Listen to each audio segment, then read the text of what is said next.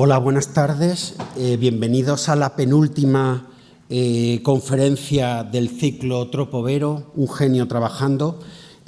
Voy a resumir cada vez más brevemente, cada vez me dice la gente, tiene que ser más breve todavía. Bueno, pues más brevemente las conferencias anteriores, con la idea de que quien vea la conferencia, en este caso de Javier Portús, sepa que ha habido unas anteriores y que está vinculado con un ciclo. La primera que se dio es de Maite Jover, compañera del laboratorio de análisis, sobre los fondos ópticos sobre los que pintaba Velázquez y sobre la paleta, que era bastante reducida del pintor. Ignacio Cano, que la dio sobre la sombra de Pacheco, es decir, la influencia de Pacheco, y cómo le enseñó los rudimentos y esa, más que ambición artística, ambición intelectual, saber rodearse de poetas, de intelectuales y de nobles. Cruz Valdovinos, que habló de la llegada de Velázquez a Madrid, fue también ese impacto y ese choque, y de la relación con Rubens, cómo Rubens, y dijo una frase en su conferencia que me parece concluyente, Rubens le enseñó que no solo se pueden pintar retratos, ¿no? Es decir, le abrió un mundo de cómo representar historias de todo tipo. Laura Alba, que habló de cómo era la mirada de Velázquez y en qué se dejó influir Velázquez, habló de Sevilla más que de Pacheco, de Martínez Montañés o de Ruelas, en Madrid de Moro, Tiziano y sobre todo de Rubens, y cómo el viaje a Italia le marcó definitivamente en sus influencias y acabó con una influencia indirecta como era la de los gustos de Felipe IV. Y por último, María Álvarez Garcillán, que habló cómo se restaura un Velázquez, que es una pregunta ya de por sí completamente sugerente, ¿no? Las diferentes etapas tienen la posibilidad de un diferente tratamiento y pues qué hacer, ¿no? con cada uno de los casos, qué hacer cuando no se puede hacer nada también, esos pigmentos decolorados, qué hacer con los añadidos originales, añadidos posteriores. Hoy nos toca en suerte escuchar a Javier Portús sobre los últimos años de Velázquez. Javier Portús es conservador de esta casa desde el 91, es jefe de la colección de pintura española del Barroco en el museo, al que ha estado vinculado desde el 93, tiene una bibliografía del museo, un estudio de la sala de reservada, todo esto son vinculaciones con la colección del museo, también sobre el grafoscopio en colaboración con José Manuel Matilla, y el libro que culmina todos estos estudios, que es Museo del Prado, 1819-2019, un lugar de memoria que se publicó con motivo del centenario.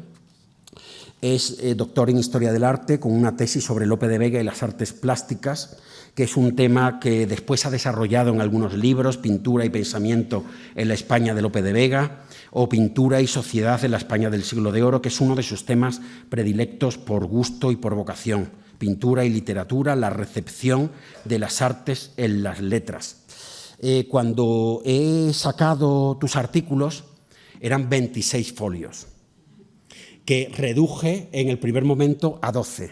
Cuando esta mañana, ultimando este preparativo, vi los 12 folios, los he intentado ir reduciendo y he llegado a la conclusión de que casi no voy a citar ninguno. Son tantos, pero voy a citar un libro fundamental, ¿no? No quiero que los árboles me impidan ver el bosque. Bueno, ha hecho exposiciones en el Prado fundamentales, importantísimas, como las fábulas de Velázquez, mitología e historia sagrada en el siglo de oro, metapintura, algo muy vinculado también con Velázquez, el retrato español, Velázquez y el siglo de oro, Velázquez y la celebración de la pintura del siglo de oro, o Velázquez y la familia de Felipe IV, en 2013, que es en parte la sustancia también de la conferencia de esta tarde, que me pasó una anécdota con esta exposición, y es que saliendo del Casón del Buen Retiro me encontré con Gabriele Finaldi y me comentó sencillamente, ¿has visto la exposición de Velázquez y la familia de Felipe IV? Y digo, pues mira, no la llegó a ver, ya se estaba ultimando,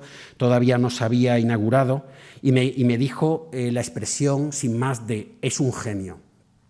Y yo dije, ciertamente, es un genio, es increíble como un pintor en su madurez es capaz de llegar a ese nivel de superación, de complejidad, de crearse nuevos retos.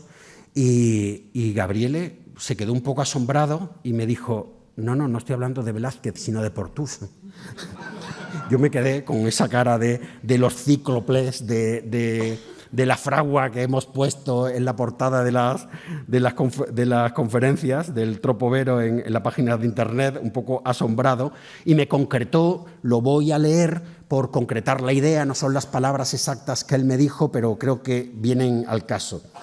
Es un genio cómo ha sabido captar, cómo ha sido capaz de crear un discurso completamente nuevo con pinturas, documentos, ideas que pensábamos que ya sabíamos de sobra, ¿no? Es esta idea de pensar diferente sobre lo que ya sabemos, que es además el título de una conferencia de Javier sobre Velázquez, impresionante. Una compañera mía, Laura Alba, dice, es una conferencia definitiva sobre Velázquez.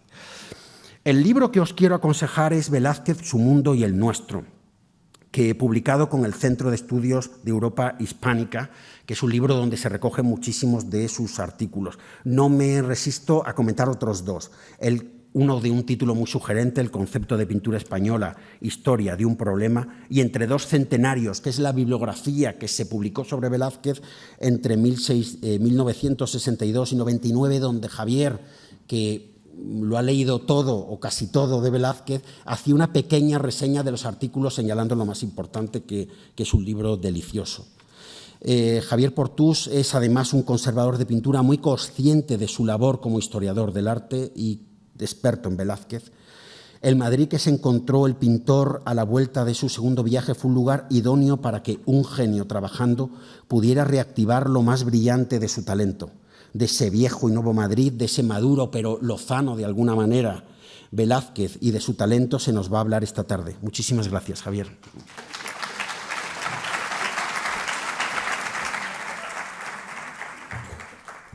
Gracias a ti, Jaime. Va a ser un poco complicado continuar después de esto y de todas formas todos sabemos que mucho abarca, poco aprieta. Buenas tardes a todos. En este curso, como ha indicado Jaime, voy a hablar sobre la última etapa de la carrera de Velázquez, la que empieza en la primavera de 1651, cuando el pintor regresa de Roma, y acaba con su muerte en el verano de 1660. Y lo voy a hacer subrayando la singularidad de su técnica pictórica y narrativa e insistiendo en que ambas responden a las expectativas de la cultura cortesana española y suponen una culminación de la misma. A su vuelta de Italia, Velázquez encontró una corte literalmente expectante, pues la nueva reina, Mariana de Austria, esperaba una niña que nacería en julio. Son años críticos para la corte española, con una crisis multifuncional, una crisis sanitaria. Recientemente una epidemia de peste había reducido la población de Sevilla y de buena parte de Andalucía a la mitad, una crisis de subsistencia, una crisis económica. En esos años varios galeones o varias flotas que tuvieron que llegar con la plata americana no pudieron llegar. Una crisis territorial.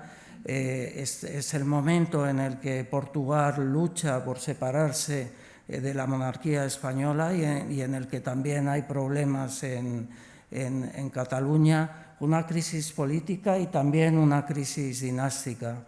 Hasta 1659 no nacería un heredero varón, y eso condujo a la corte española a un estado de ansiedad que solo se calmaría con el nacimiento de Felipe Próspero. Y la ansiedad de la corte española se tradujo en expectativas en lo que se refiere al resto de las cortes europeas.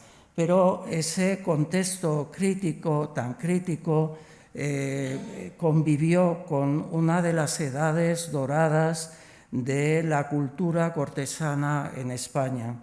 Desde un punto de vista suntuario, es en esos años cuando se culmina el Panteón del Escorial, cuando en el mismo Escorial se decoran las salas capitulares, cuando en el Alcázar culmina la decoración del Salón de los Espejos, el más importante desde el punto de vista protocolario. En el mismo Alcázar se está creando las llamadas bóvedas de Tiziano.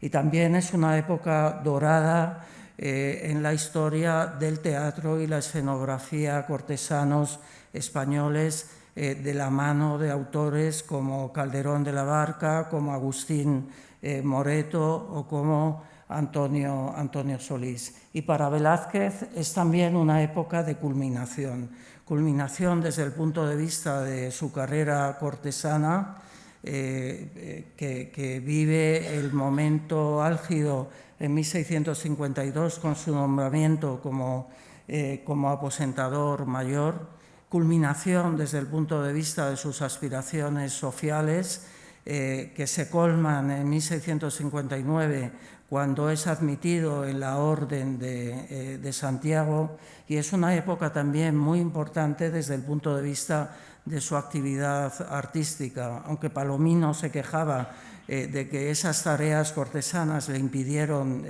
pintar demasiado, lo cierto es que esta época nos ha dejado un conjunto de retratos absolutamente singulares, ya veremos luego por qué, dentro de su carrera, y también de esa época son dos de las composiciones a las que actualmente debe su mayor fama y prestigio, como son las Meninas y las Hilanderas. Esos años también son una época rica en documentación sobre el pintor, documentación que además aclaran algunas zonas oscuras de su biografía y que inciden también en algunas cuestiones relacionadas con su identidad estética. Aquí voy a recurrir a dos de esas fuentes documentales. Una de ellas es un libro que se publica en 1646, Juan Francisco Andrés de Hurtarroz, que es un erudito aragonés que fue testigo de la llegada de la corte a Zaragoza y de la muerte de Baltasar Carlos en Zaragoza. La otra fuente a la que voy a acudir son las cartas que dirige el rey Felipe IV a la condesa de Paredes de Paredes de Navas. Como digo, Juan Francisco Andrés de Hurtarroz es un erudito aragonés que en ese libro, Obelisco histórico, dedicado a Baltasar Carlos y a la presencia de la corte en Zaragoza, incluye un capítulo muy interesante acerca de la génesis de la vista de Zaragoza de Mazo. Y entre las cosas que comenta Hurtarroz está este párrafo que ven en pantalla. Dice: el primor consiste en pocas pinceladas obrar mucho, no porque las pocas no cuesten, sino que se ejecuten con liberalidad, que el estudio parezca acaso y no afectación. Este modo galantísimo hace hoy famoso a Diego Velázquez, natural de Sevilla, pintor del Rey Nuestro Señor y ayuda de cámara, pues con sutil destreza, en pocos golpes, muestra cómo puede el arte, el desahogo y la ejecución pronta. Seguramente es una de las descripciones del estilo de Velázquez más certeras que se han hecho nunca, y que además tiene el valor de ser contemporánea al pintor. No es una descripción a posteriori, sino hecha durante la propia vida de Velázquez. Eso hace también que esa descripción encierre o permita adivinar las expectativas respecto del arte compartidas por el pintor y una parte importante de su público. Al tiempo que una descripción aplicable a la pintura de Velázquez También lo es de una actitud más general y es una descripción que refleja una sociedad aristocrática que recelaba del trabajo manual y abonaba la idea de un comportamiento en el que se eludiera la manifestación de esfuerzo y de alarde físico. Se relaciona directamente con el concepto de sprezzatura, que es un término italiano que surge y se desarrolla en el siglo XVI en el contexto de la teoría política y relacionada con cuestiones vinculadas a la diplomacia y al saber estar cortesano, y es un concepto que beneficia la idea de hacer las cosas sin aparentar esfuerzo. Y ese concepto, que en principio está vinculado a ámbitos de carácter diplomáticos y de comportamiento cortesano, se expande a otros ámbitos de la experiencia cotidiana. Por ejemplo, aparece de vez en cuando en discusiones de carácter literario. Uno de los que lo utilizan es Francisco Fernández de Córdoba, que fue uno de los que intervinieron en lo que se ha venido llamando la batalla en torno a Góngora. En un escrito en el que defendía las soledades de Goya, escribe: «El artificio del poeta en lo que debe emplearse es en hacer y trabajar los versos de suerte que de fáciles cualquiera piense que podrá hacer otros tales, sin descubrir en ellos el arte y el cuidado, porque el demasiado cuidado descubierto hace parecer después las cosas con menos gracia y venusticidad». Venusticidad era un sinónimo de belleza. Los últimos años de la carrera de Velázquez se caracterizan estéticamente porque el artista culmina ese proceso mediante el desarrollo de la técnica de lo que en ese momento se denominaban manchas distantes. Ese concepto de manchas distantes alude a una manera de hacer las obras de forma que en un término muy cercano a la superficie del lienzo apenas se distingan pinceladas, en algún caso aparentemente informes. A medida que uno se va alejando de ese primer término, tomando distancia, esas pinceladas conforman volúmenes, conforman cuerpos y objetos, y a una distancia aún mayor se ordenan en torno a un espacio. La teoría era muy fácil, la práctica era muy difícil porque requería un control absoluto de la materia pictórica y, de hecho, Velázquez es un caso aislado de capacidad para llevar al lienzo ese concepto, esa idea de manchas distantes, que en Velázquez está vinculado también a otra cuestión importante en su experiencia artística. Él había aprendido empíricamente que la visión nunca es estática, la visión siempre es dinámica, y a lo largo de su carrera fue buscando los medios de trasladar al lienzo esa experiencia visual que, como digo, nunca es estática, aunque los artistas a lo largo de muchos siglos de práctica pictórica habían actuado como si lo fuera. Velázquez rompe con esa convención y, destruyendo los límites entre los objetos o los cuerpos y su entorno mediante perfiles muy ambiguos o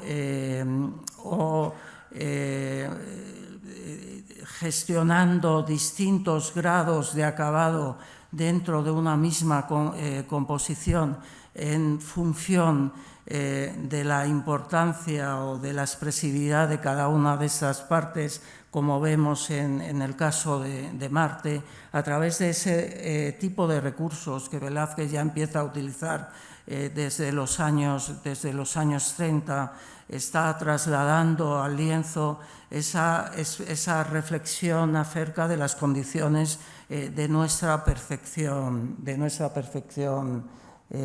visual.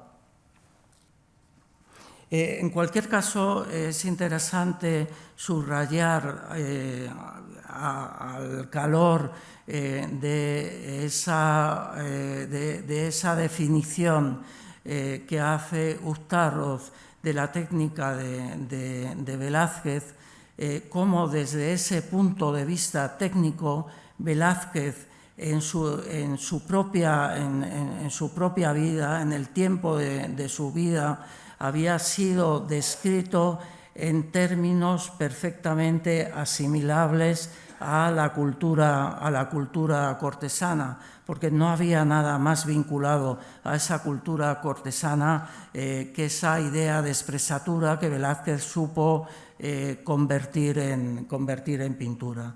Les hablaba antes de otro documento gestado en torno a ese año 1650, que es el epistolario que se intercambian el rey Felipe IV y la condesa de Paredes de Nava, del que nos ha quedado solo las cartas del rey.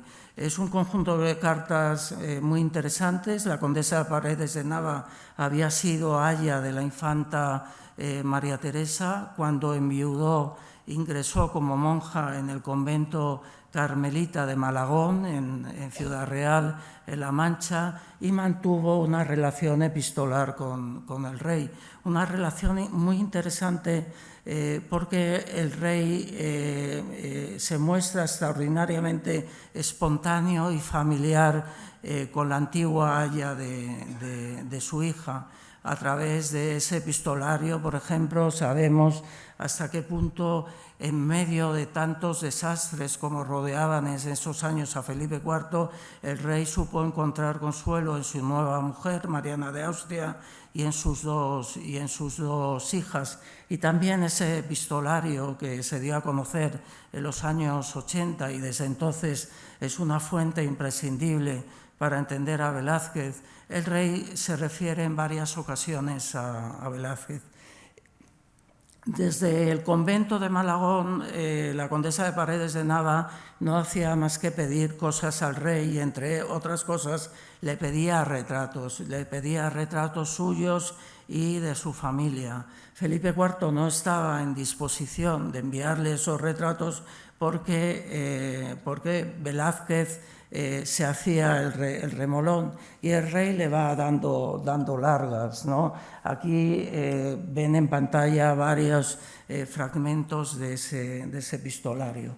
A finales del año 51 le comenta: de los retratos no me olvido y procuraré enviároslo lo más presto que pudiere, y a buen seguro que os holguéis de verlos, porque el par de las primas creo que no le tiene igual en el mundo.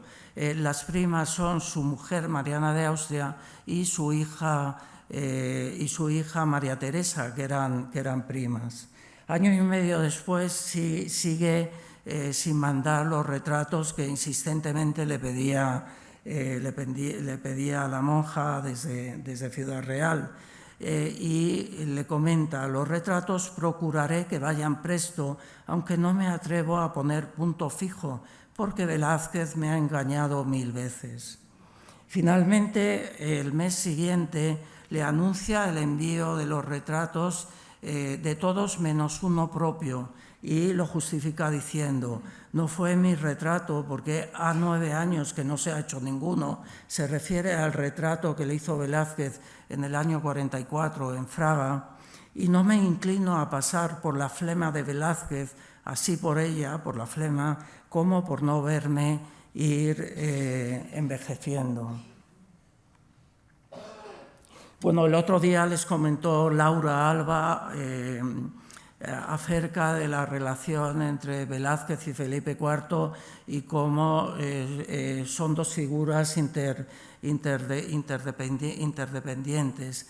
Este epistolario es muy interesante porque evidencia esa interdependencia. Cuando el rey comenta que Velázquez, un servidor suyo, le ha engañado 1000 veces, no se está refiriendo solo a que está dilatando la ejecución de los retratos, sino que está recordando algo que había ocurrido en fechas muy recientes. Después de que Velázquez cumpliera la misión que le había sido encomendada en Italia, dilató un año entero su vuelta a Madrid, a pesar de que el rey no hacía más que insistir ante el embajador, a través del embajador en Roma, de que regresara. Y la insistencia de Felipe IV, además, tenía una razón concreta. El rey se había casado muy recientemente con Mariana de Austria, y si hay un momento en el que es necesario un pintor de cámara es cuando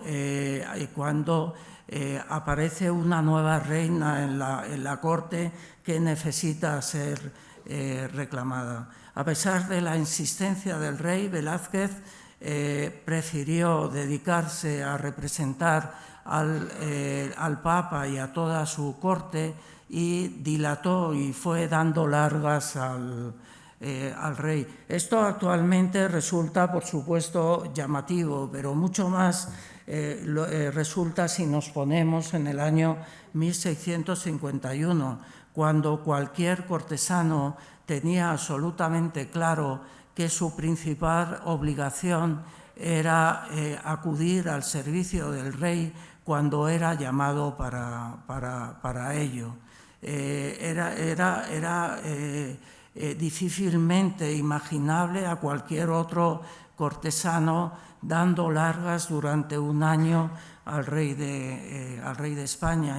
Esto, entre otras cosas, nos habla de que desde hacía casi 3 décadas habían estado conviviendo en algunos periodos casi codo con codo el rey y su pintor, y entre ellos se estableció una relación de la que ya nos dio Laura algunas pistas la semana pasada, impensable para la mayor parte de los cortesanos. Y esto nos ayuda a entender también algunas de las obras que realizara Velázquez tras su vuelta a Italia, especialmente Las Meninas, que es una obra con 1 millón de facetas, pero difícilmente entendible si no tenemos en cuenta esas 3 décadas de convivencia entre Felipe IV y su pintor. El epistolario de la condesa de Paredes de Nava y el rey, un epistolario en el que la condesa no hace más que pedir cosas al rey, y entre ellas, sobre todo, retratos, nos pone en el foco de lo que era la misión principal de Velázquez como pintor de cámaras, que era de proveer de retratos a la corte. En primer lugar, de proveerlos para cubrir las necesidades de la representación real en los propios sitios reales, también para cubrir las necesidades del resto de las cortes europeas que reclamaban retratos de la familia real recién formadas. Con esas cortes, especialmente con Roma y con París, existían lazos estrechísimos de parentescos. Mariana de Austria era hija del emperador austriaca, y la hermana del rey, Ana, era la madre del rey de Francia, pero también en la corte española había dos infantas que estaban destinadas a casarse en el seno de esas cortes, que reclamaban retratos de esas futuras reinas. Y había un tercer nivel de expectativas de retratos de la familia real formada por un sinfín de cortesanos, tanto españoles como de otros ámbitos vinculados a la monarquía hispánica, para quienes mostrar un retrato de la familia real en ámbitos privados o semiprivados de sus palacios era una manera de mostrar adhesión hacia la causa española, ¿no? A ese tercer grupo pertenece la condesa de Paredes de Nava, de la que sabemos por inventarios que tenía retratos de la familia real. Y a ese tercer grupo pertenece un personaje emparentable con la condesa de Paredes de Nava, que era otra monja que tuvo una relación larguísima, epistolar, con Felipe IV, aunque en un tono mucho más solemne, que era Sor María Jesús de Ágreda. Y si van ustedes ahora a Ágreda, al convento franciscano, pueden encontrar en lo que es la reconstrucción de la celda de María Jesús de Ágreda algunos de estos retratos que pedía a Felipe IV.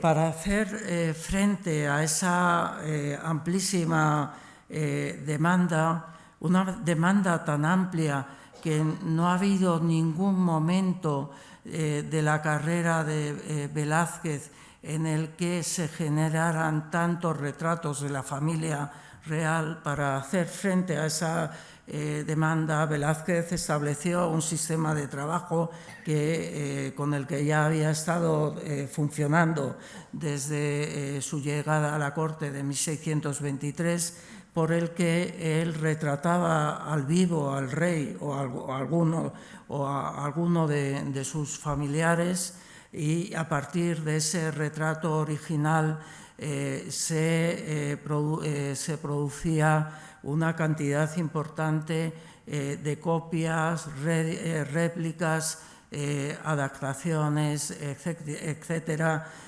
a través de un taller cuya composición exacta no se conoce porque no ha generado documentación administrativa, un taller del que formaría parte su yerno Juan Bautista Martínez del Mazo, y un taller que en ocasiones empleaba métodos mecánicos de reproducción como los calcos, que también ha estudiado Jaime. Y eso hace que de cada imagen del rey, de la reina, de las infantas, surja una extraordinaria variedad de secuelas. Aquí tienen a Felipe IV, a la izquierda la imagen original que está aquí en el Museo del Prado, una imagen que serviría de base para muchas más. De hecho, el rey ni siquiera lleva el toisón de oro que lo identifica. A partir de esa imagen se crean otras, entre ellas la de mayor calidad y que lo representa un poco mayor, es la de la National Gallery de Londres, pero a partir de la de Londres se han podido identificar más de 20 secuelas con un nivel de calidad ya muy variable. De lo que nos habla de hasta qué punto son productos destinados a ser multiplicados y a difundir la imagen del rey de España, más allá incluso de sus dominios. En este caso tenemos a Mariana de Austria en dos obras que estuvieron en las colecciones reales. y que tuvieron una vida paralela hasta más o menos 1940. A principios de la década de los 40, Mariana de Austria, que pertenecía a la colección del Museo del Prado, fue canjeada por otras obras con el gobierno francés y acabó en el Museo del Louvre, donde se expone actualmente. En esa época se creía que ambas eran originales de Velázquez.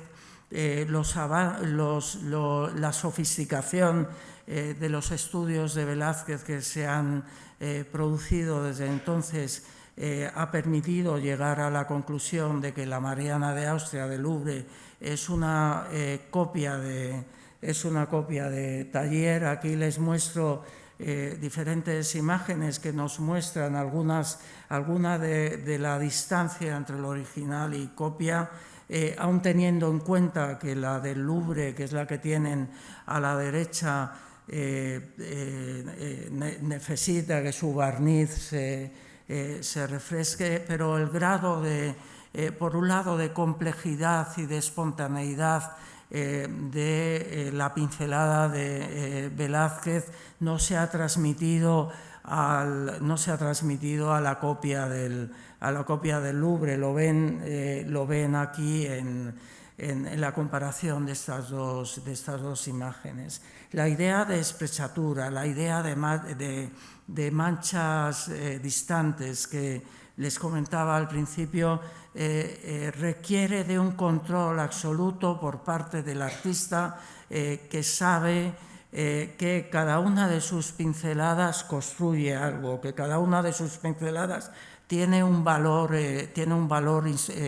estructural. Es un artista que además debe de controlar no solo el primer término, sino que cuando trabaja en ese primer término tiene que tener en mente el resto de la composición, para que ese primer término aparentemente sin sentido encuentre un sentido en el conjunto del cuadro. Les muestro otras imágenes que igualmente nos habla de esos usos de los retratos de Felipe IV, en este caso la infanta Margarita del Museo de Viena, con la obra de Taller de Velázquez, también que es del Louvre. La infanta Margarita es la que tuvo más fortuna iconográfica por varias razones. Por un lado, es una niña que nació en Madrid en 1651. Sus abuelos austríacos pidieron retratos de esa niña. Siendo niña, además, era necesario cada cierto tiempo retratarla para que no solo quedara constancia en Madrid de esa evolución física, sino también se pudiera mostrar esa evolución física no solo en Viena, sino en otras cortes europeas. Hay que tener en cuenta de que el que era el destino más probable de esa niña era casarse fuera de España, y todo eso hace que la colección de retratos que hizo Velázquez de la infanta Margarita en sí misma constituya un capítulo fantástico, una de las cimas del arte del retrato en Europa en el siglo XVII. Pero pueden ver la distancia que va entre un original y una versión, la comparación entre estas obras, siendo la versión extraordinaria, tanto que en París en el siglo XIX fue una de las obras más admiradas del Museo del Louvre. De hecho, se colocó en el Salón Carré, que es la sala de obras maestras del Museo del Louvre. Fue una obra que inspiró tanto a Degas como a Manet, sendos estampas, pero cuando Manet viajó en 1865 a Madrid y pudo ver la colección del Prado, se dio cuenta de que, siendo estupenda la infanta Margarita del Louvre, era algo distinto a lo que ofrecía Velázquez en Madrid. Manet no conocía los retratos de Viena porque realmente no se conocieron hasta principios del siglo XX.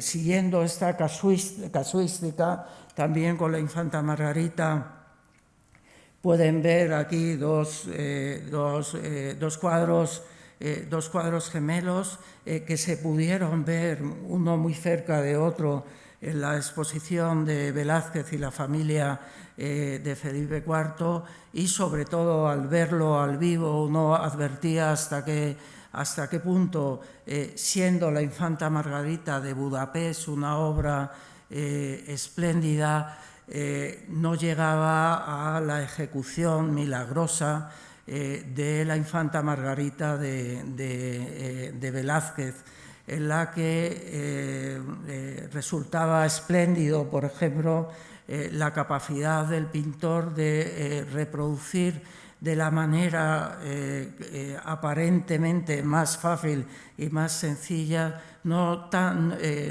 solo los brillos sino también la textura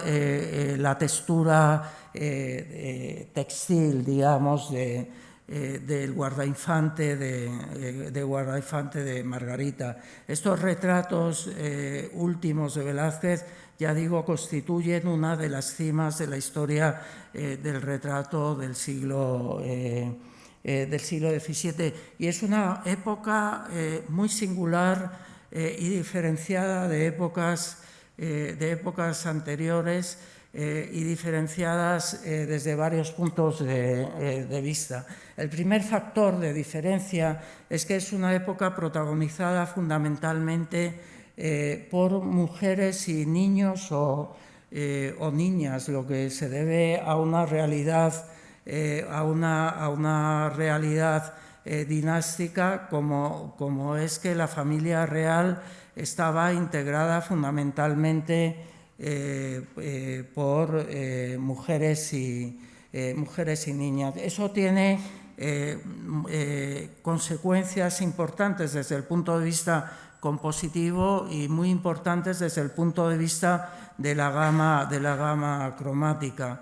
La principal consecuencia es que el elemento textil invade la superficie del cuadro, y con el elemento textil se multiplican las texturas, valga la redundancia, pero también la gama cromática. Nunca ha sido Velázquez tan variado cromáticamente, y nunca ha aplicado Velázquez el color de una manera tan densa y tan suntuosa como en estos últimos años de su carrera, en los que también hace algunas variaciones de carácter compositivo. Es una época en la que resulta muy interesante comprobar hasta qué punto a Velázquez le interesan y se recrea en los objetos que acompañan a sus modelos, objetos que en sí mismos tienen un valor pictórico de extraordinaria calidad. En muchos casos son objetos que no solo constituyen un alarde por parte del artista o un accesorio útil desde un punto de vista compositivo, sino que también están dotados de significado. Por ejemplo, el reloj que acompaña a Mariana de Austria, de la que sabemos que en concreto le gustaban los relojes, pero era un objeto que en contextos del retrato cortesano se consideraban adecuados para acompañar a un rey o a una reina, porque igual que el reloj marca y pauta el tiempo, el comportamiento de una reina tiene que ser pautado y controlado, ¿no? y hay entre ellos obras muy interesantes y muy elocuentes de lo que era Velázquez y del grado de libertad que se permitía Velázquez en estos años finales de su carrera.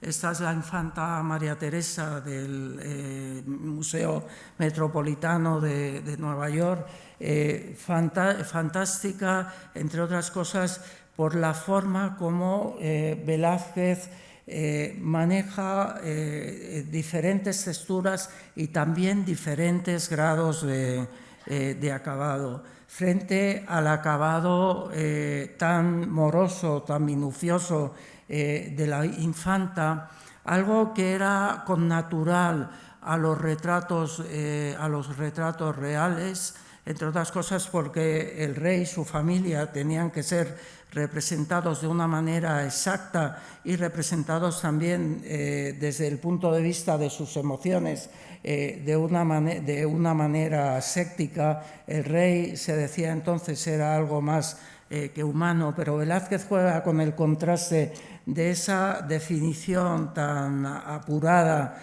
de los rasgos de María Teresa, con una libertad mucho mayor a la hora de describir el cabello, y sobre todo se ha permitido el lujo de construir en ese cabello todo un juego de adornos en forma de mariposas que en realidad no están describiendo de manera precisa los adornos que tenía María Teresa, porque se ha permitido el lujo, primero, de aparentar que esas mariposas están casi revoloteando en el pelo de la infanta, y sobre todo de describir esas mariposas casi como en un proceso de metamorfosis que acaba en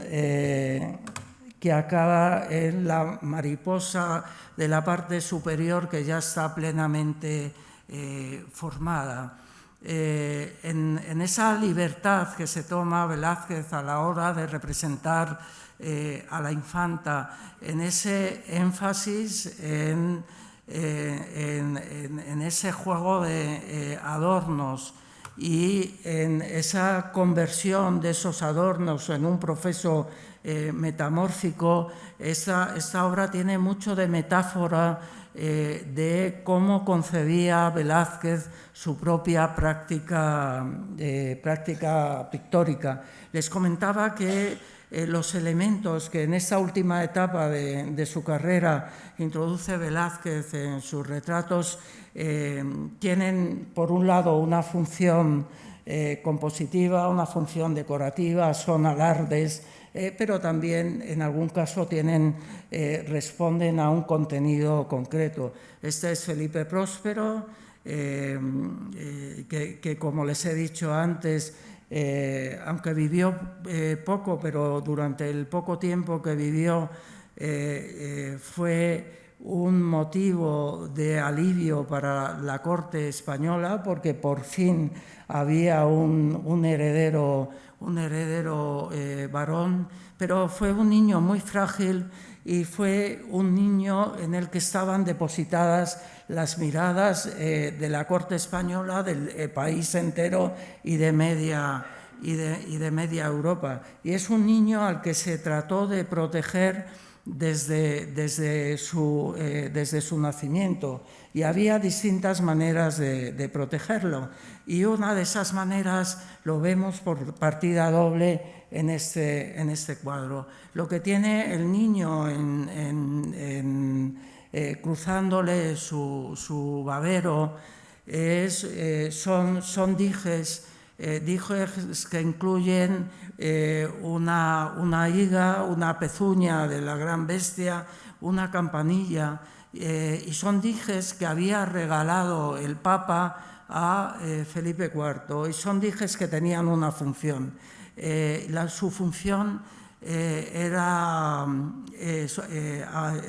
apotropaica, su función era proteger al niño del mal de ojo. que era uno de los grandes peligros a los que estaba expuesta la infancia, y se tomaba tan en serio ese peligro que hasta el Papa envió ese juego de dijes a España, ¿no? La higa tenía esa función, la campanilla con su sonido, la función que tenía era la de despistar a cualquiera que quisiera transmitir mal de ojo al niño, porque se transmitía a través de la mirada. Con esa campanilla uno se despistaba, y en parte el perrillo que está sobre el sillón tiene una función parecida. Es un perro real. Es el único ser vivo del que sabemos positivamente que Velázquez apreciaba, lo dice expresamente Palomino, no dice que sea el único ser vivo, sino que dice que Velázquez quería mucho a esa perrilla, y Velázquez está jugando con la impavidez del príncipe, la misma impavidez de Baltasar Carlos, porque a un niño había que representarlo como un pequeño rey, o como un futuro rey, y al rey se le representaba impávido, sin sentimientos terrenales, y frente a esa impavidez del niño, el perro es exactamente todo lo contrario. De hecho, incluso en pintura cumple esa función de desviarnos la vista respecto del niño hacia ese perro que está encima del sillón mirándonos fijamente, ¿no? Les muestro aquí estas dos imágenes. Ambas retratan a un príncipe heredero con 27 años con 27 años de diferencia. En un caso es Baltasar Carlos, en el otro es Felipe Próspero. Por supuesto, cualquier comparación que se haga a base de imágenes es engañosa, pero aún así permite adivinar hasta qué punto en ese tiempo Velázquez había avanzado hacia una todavía mayor capacidad de integración cromática en sus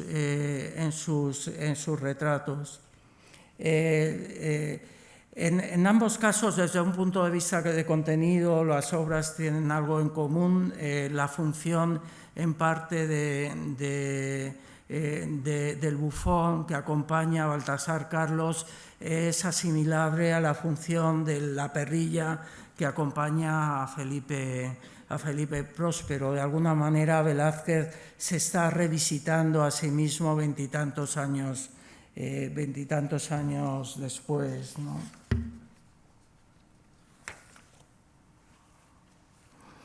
De esos años datan, como he comentado hasta al principio de esta charla, dos de las obras a las que Velázquez debe actualmente su mayor fama y su mayor prestigio. De hecho, si Velázquez está instalado en el pensamiento contemporáneo, más contemporáneo a partir de la década de 1950, es básicamente debido a las Meninas. Las Meninas es la obra que ha conseguido que Velázquez, durante la segunda mitad del siglo XX y en lo que llamamos el siglo XXI, no sea solo un maestro antiguo, sino también un artista moderno, un artista vivo, del que los pintores o escultores contemporáneos tienen todavía mucho que aprender y han aprendido mucho. Estas obras son la culminación de la carrera de Velázquez desde muchos puntos de vista, desde un punto de vista técnico, porque ese avance hacia esa idea de las manchas distantes y de una consecución del ideal cortesano de espresatura llega aquí hasta su culmen, y son obras básicas también porque nos muestran hasta qué punto Velázquez era capaz de avanzar y de inventar, no solo desde un punto de vista de la técnica pictórica, sino que también, sobre todo al final de su vida, fue un auténtico innovador desde el punto de vista de la técnica, narrativa, ¿no? Bueno, saben que son obras con muchas capas de significación, muchos niveles de significación, en las que aparecen un número elevado de personajes y de objetos, cada uno de los cuales es susceptible de encarnar distintos significados, y la combinación de todos esos significados que encarnan esas obras dan lugar a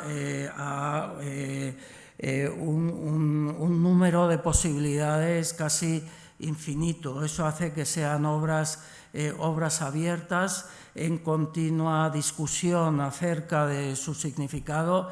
De vez en cuando sale algún libro, algún artículo en el que se desvela el verdadero significado de las meninas o de las hilanderas. Son obras abiertas, en ese sentido son obras que también son perfectamente inscribibles dentro de la cultura cortesana de la década de 1650, emparentables con el teatro de esa época. Las obras teatrales en esa época y desde hacía décadas se concebían como obras con distintos niveles de significación, algunos de los cuales eran accesibles solo a las personas más cultas e iniciadas, y se concebían también como obras abiertas. En ese sentido son dos cuadros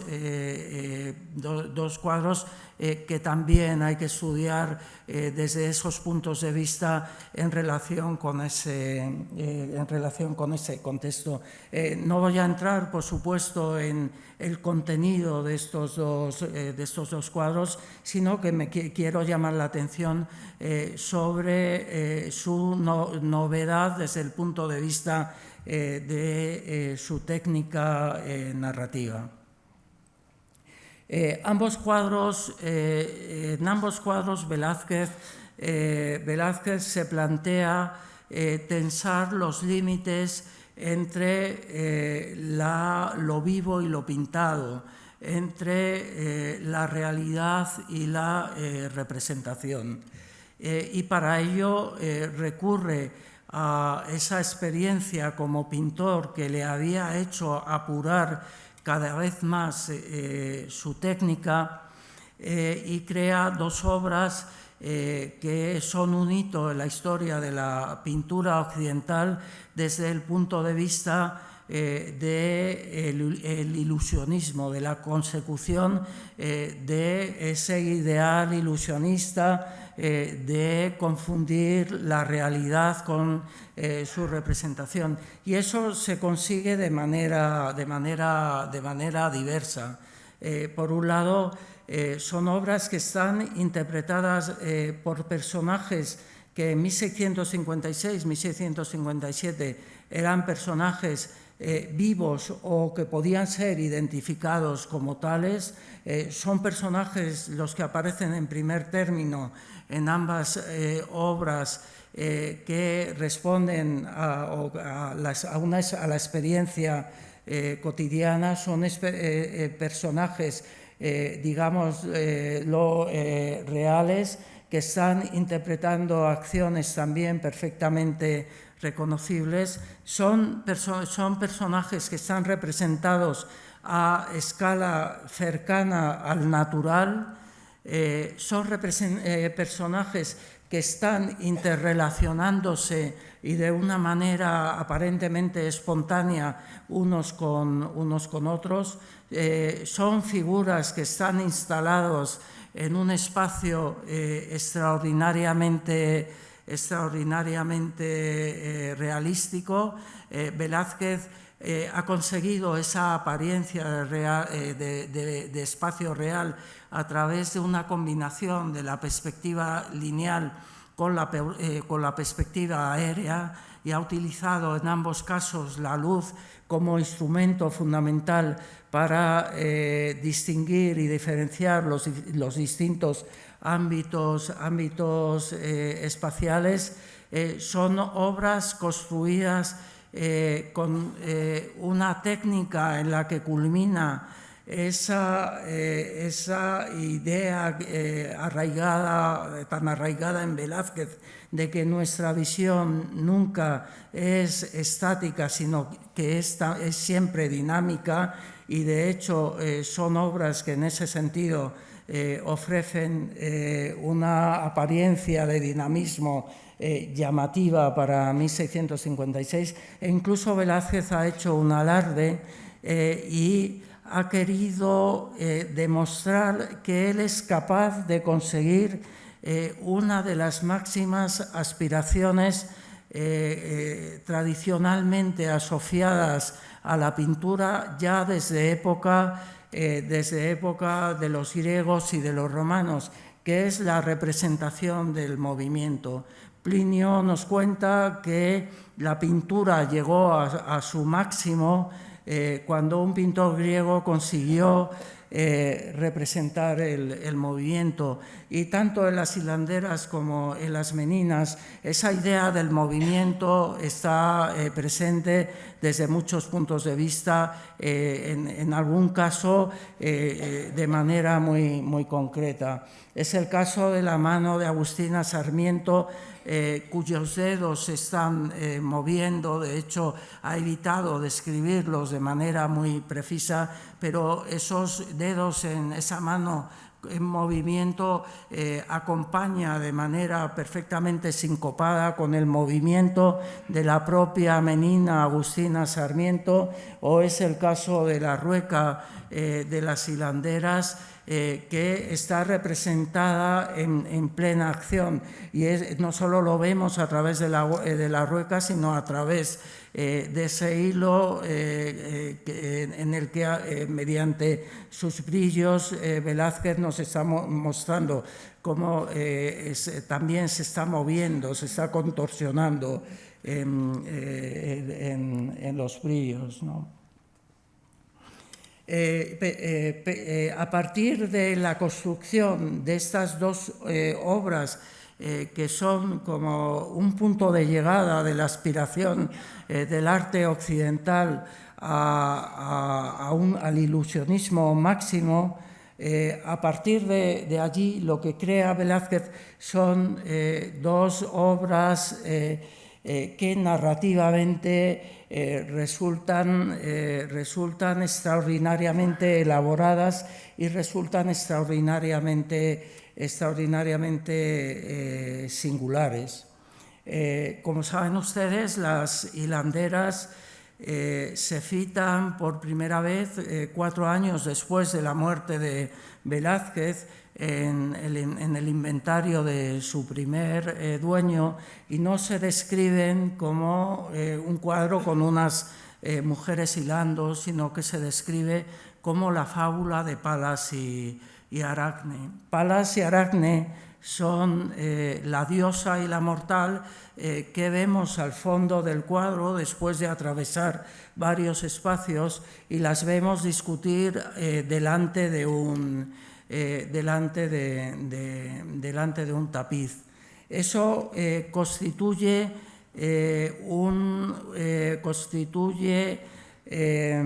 una respuesta a lo que era la norma básica de la narración clasicista.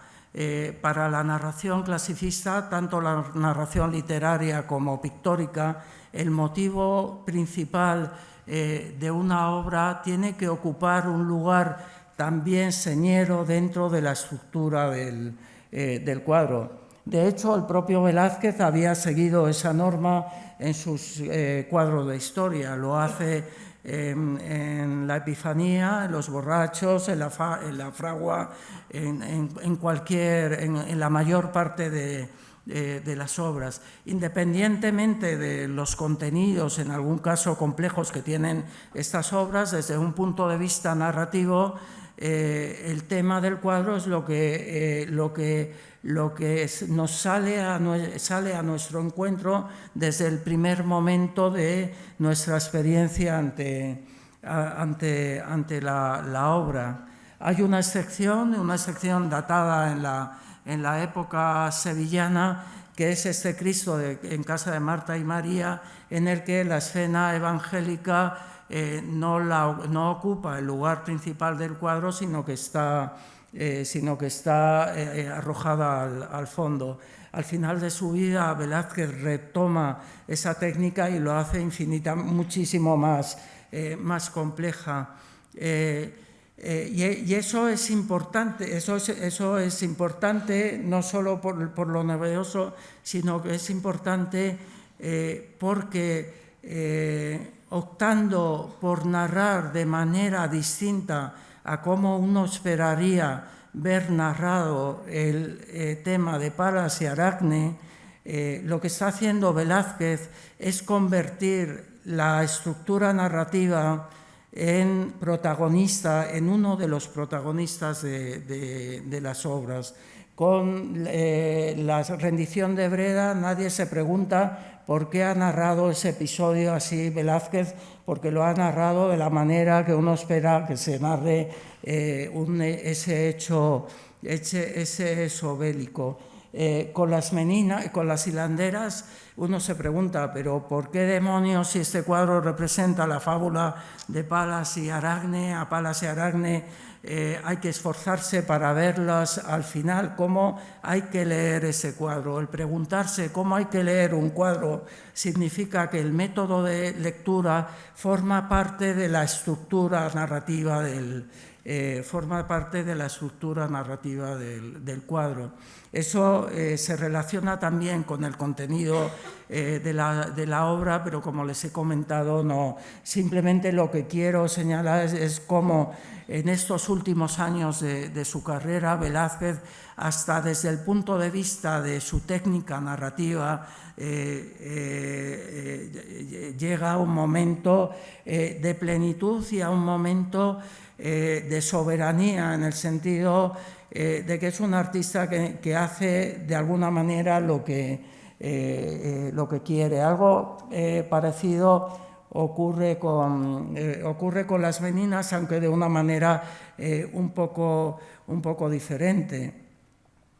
En las meninas encontramos en un primer término, como era de esperar en una composición, digamos, de historia, porque, como dijo Palomino, es un retrato historiado, encontramos a una sucesión de retratados. En ese sentido, Las meninas sería un cuadro clásico, lo sería si al fondo no hubiera un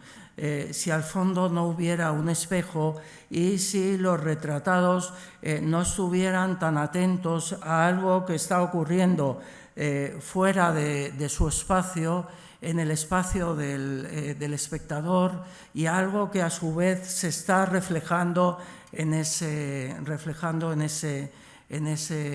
espejo, ¿no? Este cuadro, que como saben, entre otras cosas, es una pintura sobre la pintura, es también una obra en la que Velázquez se está planteando los límites de la representación, y está planteando que esa representación no tiene límites, en el sentido al menos no tiene los límites de la representación tradicional, porque está llevando los límites de la representación hacia el propio espacio del espectador. Eso hizo que el filósofo francés Michel Foucault en los años 60 utilizara a las meninas como el ejemplo más importante del momento en el que en la tradición occidental se quiebra el sistema de representación clásico. El sistema de representación clásico establecía una relación muy clara entre sujeto y objeto, entre la representación, lo representado y el espectador. Velázquez en las meninas rompe esa distinción entre sujeto y objeto. Por ejemplo, eso es lo que hizo al escultor Serra decidir que abandonaba la pintura, porque para él ya estaba todo dicho, y se dedicó a la escultura, porque entendió que lo que él quería a través de la escultura transitable que hace Serra, es romper esa distancia entre el sujeto entre sujeto y el objeto, ¿no? Y con esto voy acabando, y me gustaría acabar como empezamos señalando cómo la mejor definición de la técnica de Velázquez situaba plenamente al pintor en un marco mental cortesano, asimilándola a un concepto aristocrático como la esprechatura. Y empezamos viendo también la relación tan singular que se estableció entre el rey y su pintor. Las Meninas es una obra encuadrable perfectamente en ese marco. Como recordó Juan Miguel Serrera, se escribe entre las historias tradicionales de la visita del rey al estudio del pintor cortesano, que se remontan a la relación entre Alejandro Magno y Apeles. Y como mostró Calvo Serrayer, la mejor forma de entender las Meninas es en términos de conversación entre Velázquez y Felipe IV, una conversación que ya duraba más de 30 años y que creó las condiciones necesarias para la ejecución de lo que Palomino llamó un capricho nuevo, que no se parecía a nada de lo que se hubiera hecho hasta entonces. Muchas gracias.